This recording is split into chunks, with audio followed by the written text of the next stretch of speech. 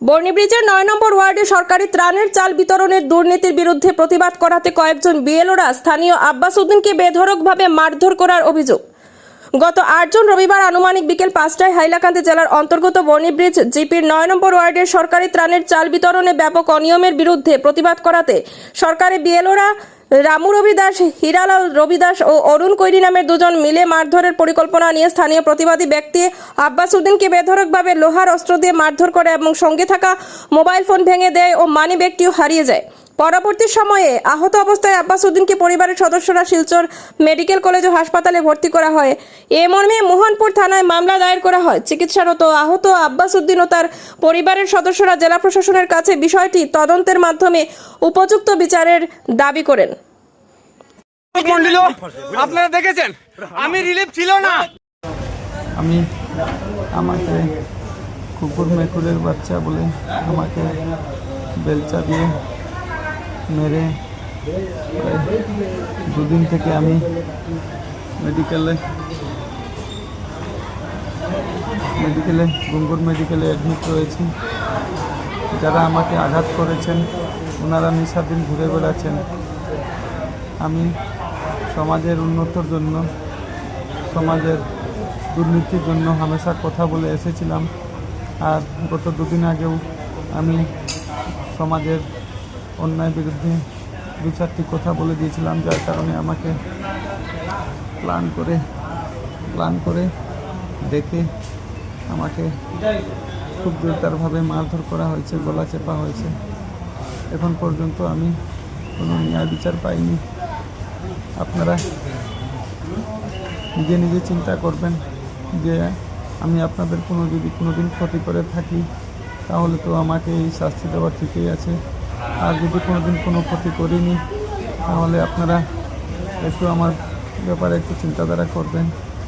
কিন্তু ভবিষ্যতে এরকম অন্যায় বিরুদ্ধে যদি কথা তুলতে গিয়ে যদি একজনকে মারে ফেলে দেওয়ার চেষ্টা করে, মার্ডার করার চেষ্টা করে, তাহলে দুনিয়ায় ন্যায় আর থাকবে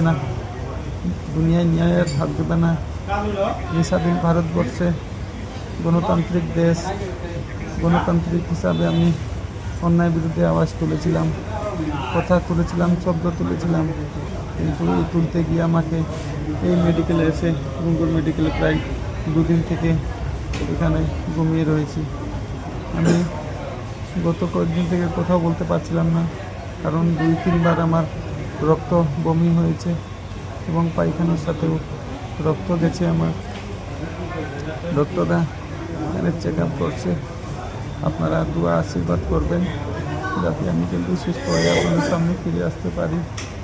আর আপনারা বিচারটা খালি ন্যায় বিচার করবেন, কারণ আমি বিচারটা আপনাদের কাছে দিলাম, আপনাদের জন্য আমি লড়াই করেছিলাম। আর আপনাদের জন্য লড়াই করতে গিয়ে আমাকে এই বিছনায় মেডিকেলে ফেলিয়ে রাখা হয়েছে। এখন পর্যন্ত যারা মারধর করেছেন ওনারাও কোনো খোঁজ খবর নেয়নি। আমি লাওয়ারিস হিসাবে পড়ে রয়েছি। আমি কী দোষ করেছিলাম, কী অপরাধ করেছিলাম যে আমাকে এমনভাবে আঘাত করা হয়েছিল, এমনভাবে মারধর করা হয়েছিল। একজন শিক্ষক হয়ে বাচ্চাদেরকে কী শিক্ষা দিবেন উনি, যে আমাকে এমনভাবে মারধর করলেন, এমনভাবে সমাজের অত্যাচারী করছেন। উনি এমনভাবে আমাকে প্ল্যান করে ডেকে মারধর করলেন। আপনারা ন্যায় বিচারটা করবেন। একজন শিক্ষক হয়ে বাচ্চাদেরকে সমাজে কী শিক্ষা দেবেন উনি? সমাজের সাথে অন্যায় অত্যাচার করছেন, মারধর করছেন। কথা বলতে পারছি না, কষ্ট হচ্ছে। আপনারা যদি পারেন তাহলে শেখানো চাউল, সরকারি চাউল আমরা ঘরের আশেপাশে কিছু মানুষকে দিছে না। মানুষটা আমি রাস্তা পাইছি, জিগাইছি তোমরা চাউল দিছিনি। মানুষটা আমার জিগাইছে দাদা চাউলের কোনো লাইন আছে না, আমরা এদিকে ডুবছে তো ওইটার আমি এমনি মানুষের ভিডিও বানাই আমি। তো ওইটা এরকম একটা ভিডিও বানাইয়া ছাড়লাম যে আমরা এই মানুষ এখানে চাউল পাইছে না, সরকারের চাউল দিছে তো চাউল পাইছে না, তো কিছু অন্ধ মানুষ আছে এরা একটু একটু চাউলগুলো দেওয়ার জন্য আমি অনুরোধ করছি। আর খুশি যে যদি চাউল না দেও তো আমি এটা প্রতিবাদ করতাম।